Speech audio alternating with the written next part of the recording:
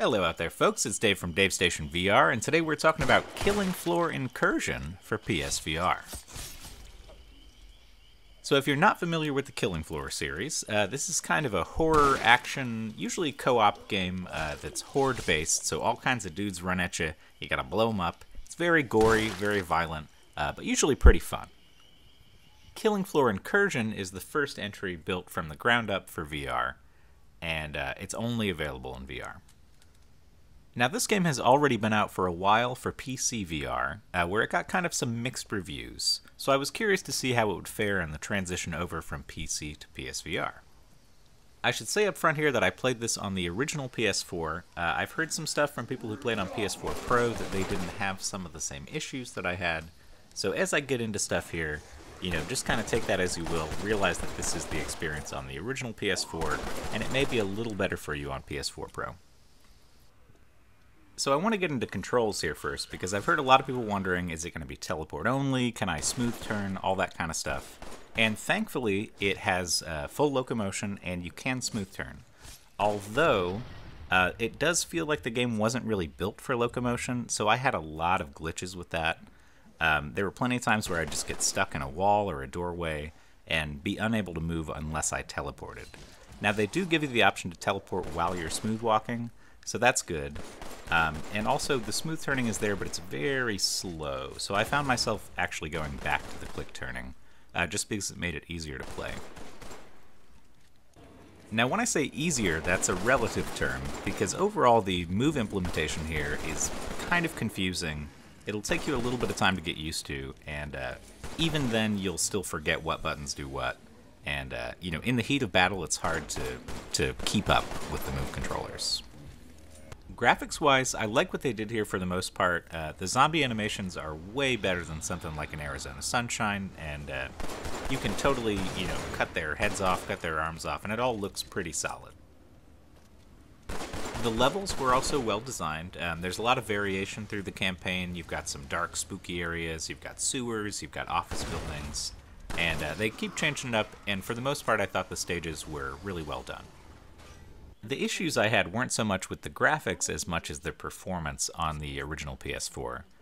When I was walking with the smooth locomotion, not teleporting, I noticed all kinds of judder and dropped frames, and it was just kind of disorienting. It didn't feel like it was running the way it was supposed to be running.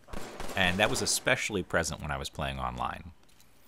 As I said at the beginning, I've talked to people with a PS4 Pro, and they didn't really say they had the same issue, so your mileage may vary.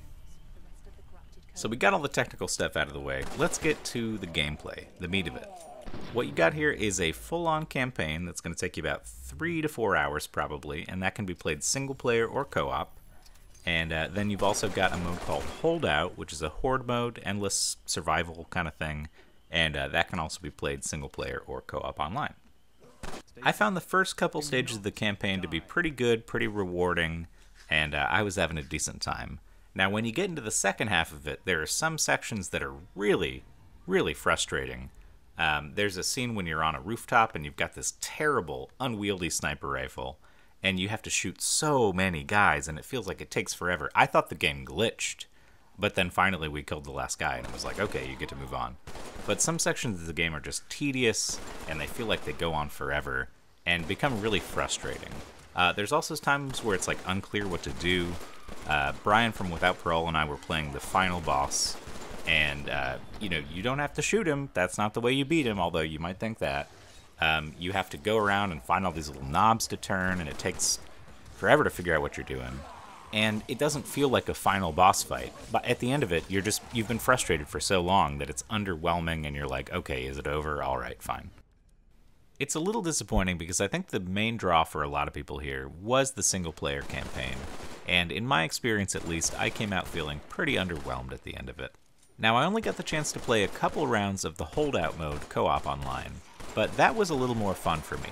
You don't have to deal with the kind of shortcomings of traversing an area that was not really built for smooth locomotion. It's really just about shooting guys and chopping their arms off and covering your friend's ass. And I thought that was more fun than the campaign. So if that's the kind of thing you're looking for, you may want to give this one a shot. So one of the things I think about when I'm reviewing a game is, does this do what it attempted to do effectively without frustrating the hell out of me? And for Killing Floor Incursion, I gotta say, I don't really think it did all the way. There were definitely moments where I was having a ton of fun playing co-op online with my friend, but the mechanics at some level felt kind of broken to me. And the gameplay just doesn't really deliver in terms of the campaign. It starts out like it's gonna be going pretty well, and then it kind of peters out at the end. And I just found myself a little disappointed. There was definitely some promise here. If I had to give this one a score, I think I'd come down around in the 7 range. It's not great. It's average. You can have some fun with your friends, but there's lots of rough edges, and by the time you finish the campaign, you may feel yourself wondering, was that really worth it?